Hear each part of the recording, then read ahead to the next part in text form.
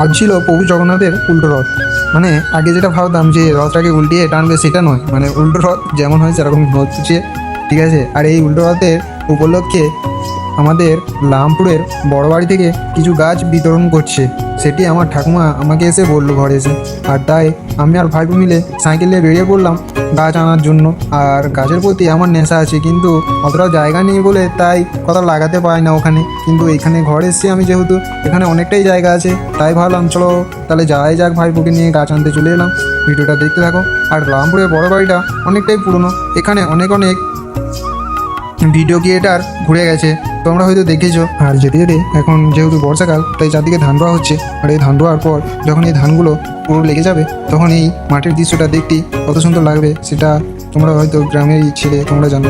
রাস্তা থেকে যেতে যেতে চারদিকটা সবুজ, অনুভবটাই আলাদা থাকে। তখন মনে হয় রাস্তা থেকে ঘুরে এসি। কিন্তু এখন এখন তো কাদায় ঘর থেকে বেরোতে মনে হয়নি। কিন্তু কী করবো, জোর জবরদস্তি করে ভাইপো তুলে নিয়ে এলো। এভাবে চলে এলাম লামপুরের বড় বাড়ি দিকে রওনা। সেই সামনেই দেখতে পাচ্ছ একটা বড় গেট, এখানেই হচ্ছে সেই 5 লাখ টাকার রথযাত্রা। আর এই তো গেটের সামনেই আছে আমাদের রথ। আর এই রথটি প্রায় পিতলের, পুরোটাই দেখলেই বুঝতে পারবে। আর এখানে সবই অনেক পুরনো। আর ঠিকমতো আমি অতটাও জানি না কত বছরের পুরনো বাড়িঘরগুলো। তোমরা যদি কেউ জেনে থাকো তাহলে কমেন্টে বলে যেও। আর এভাবে কিছুক্ষণ চারদিকটা ঘোরার পর রথের উপলক্ষে এধারে কিছু দোকানদানি বসেছে। চলো এদিকটা একটু ঘুরিয়ে আসা যাক। আর এদিকে ঘুরতে এসেছিলাম বিকেলের দিকে, আবার সন্ধ্যেবেলায় আসতে হবে আমাকে, কারণ রথ তো দেখিনি কখনো টানাটা। আর আমার এখানে ঘর হলে কী হবে, আমি প্রায় এখানের বিষয়ে কিছুই জানি না।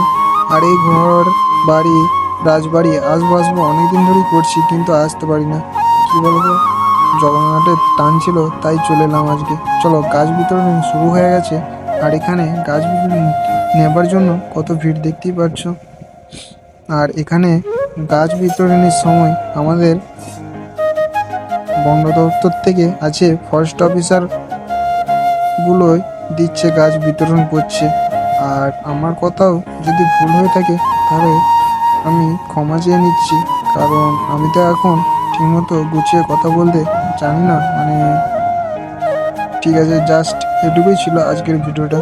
চলো পরের ভিডিওয়ে দেখা হবে। আর কেউ যদি দেখতে চাও রাজবাড়ির ভিতরটা কেমন, তাহলে অবশ্যই কমেন্ট করে যেও, তাহলে আমি তোমাদেরকে রাজবাড়ির ভিতরটা ঘুরে দেখাবো। আর কমেন্ট না করলে অবশ্য আমি দেখাবো নাই।